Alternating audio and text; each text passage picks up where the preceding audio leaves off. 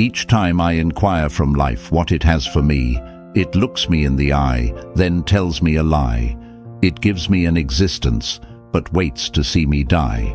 And I have to ask, oh life, tell me why. I still feel the vibrations of your thoughts in conversation with my soul. I still remember the times you reach for my hands, our fingers locked in embrace. How can I forget the unspoken words of your clutch, pledging your commitment, guaranteeing your words, taking the oath on your promises? And now I inquire from life what it has for me. It looks me in the eye, then tells me a lie. I am alone, but not lonely. I walk with the contours of the hills, not waiting for my life to change. I change to fit my life, unwilling to keep pace with expectations. But my thoughts won't sleep, for a time will come when there will lots of rest. For now, I will step out of this box and go for life at my pace, putting one foot in front of the other while listening to your footsteps beside me. No internet messages, no phone chat. The silence is wonderful, the view is clear. I see you the way I want to. I feel your presence directly, your small ways that enrich my life. I have more than what is in front of me. I have ventured over the mountain of love. Now I am in the valley, the other side of life. I plant my seeds and watch them grow. I now have new heroes and my piece of paradise connected to my past. Each time I inquire from life what it has for me, it looks me in the eye, then tells me a lie. It gives me an existence, but waits to see me die. And I have to ask, oh life, tell me why.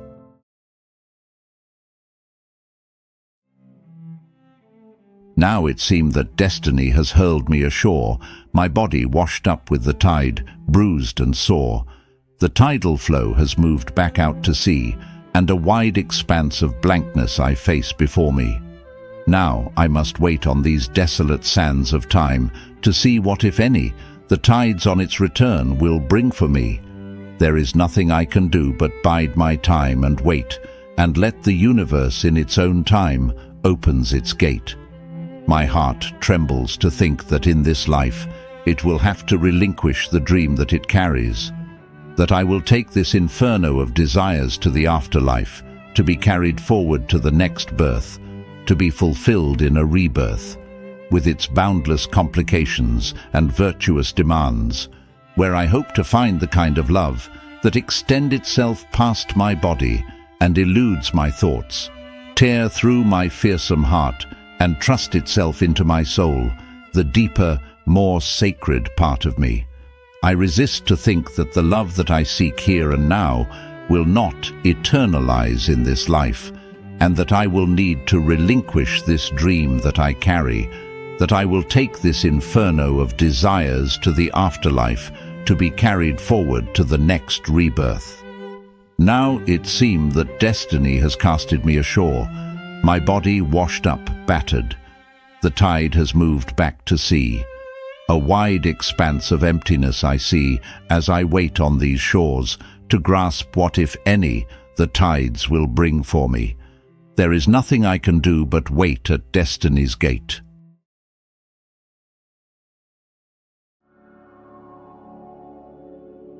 Having disembarked from the train of life at this point in time on the journey of destiny, I stood at the juncture of my prime.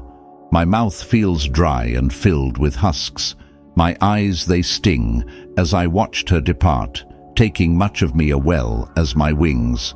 Do I stand this ground, pass the night and wait for a new dawn? Is this the end of the line, or should I continue to move beyond? Or do I sit and wait in this circular construct for life's fickle train, in hopes that it comes around full circle and bring us together again? Will it go in another direction and will never pass this way afresh, leaving us apart, each to travel new paths, finding new enterprises? Will it lead us to explore new adventures, finding other destinations? Or will it stop outside our closed door and let our love redeem itself? As the train of life winds out of view and the dust unhurriedly melt, I gazed at the cold steel tracks, and emptiness was all that I felt. The ground felt unbalanced under my feet, and on my knees I knelt, as winds of uncertainty filled my head, and unease fell through my ear. The memories are love's moments that do not end soon. Even the trees hung their head in shame and disbelief this afternoon, as if they bore the burden of the witness to the icy funereal splendor of the thick nostalgic waste that was left to hover over the space. In the garden of my mind, love's fire collided with winds of rebuff. A storm brewed everywhere. Petals tore themselves from their flowers. The gale winds grew and restlessly stirred as the plants trembled in fear. Love's fruits dropped and perished before their time, to ripen insincere. My thoughts raced to the point that the ponderings took a firm hold on words which spilled from my mouth as if a great harm was done. But I took comfort in knowing that there was no one around to hear, as the anger festered within, and I hated life for the pain I had to bear. Though my thoughts regarded itself as unobserved, I had to move on.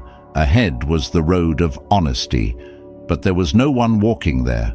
It was desolate, overgrown with dense bushes of barbed thorns, no trace that the path was often used, a place of dismal emptiness.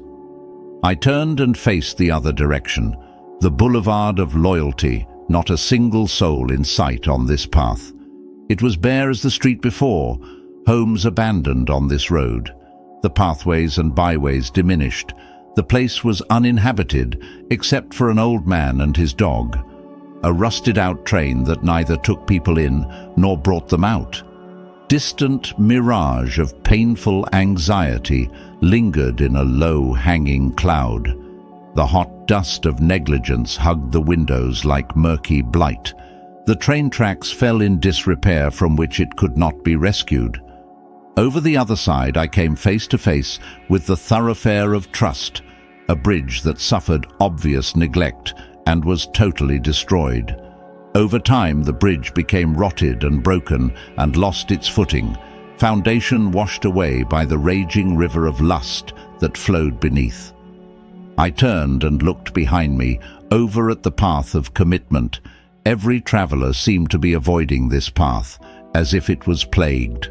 As if afflicted with some contagious disease, the path became forsaken, and so I stood at the juncture of time where I felt like an outsider. Over my right shoulder was the avenue of broken dreams, wooden balconies eaten away by the insatiable fungus of doubt. Doors swung on twisted hinges, which were strained by angry argument. Slow suffocation of passionate feelings now brings sorrowful lament. Having decided that I must move on, I follow the path of solitude. In slow steps, I moved on as thoughts of disappointment echo in the air. And though I walked alone, my mind followed your train, in hopes that it comes around full circle and bring us together again. As I walked gutted in love's name, conquered only by falling in love, I realized that the ultimate realization of being human is the pain. It is only love which keeps us alive as we walk death's floor, and when love leaves, we are all dead men headed for the same door.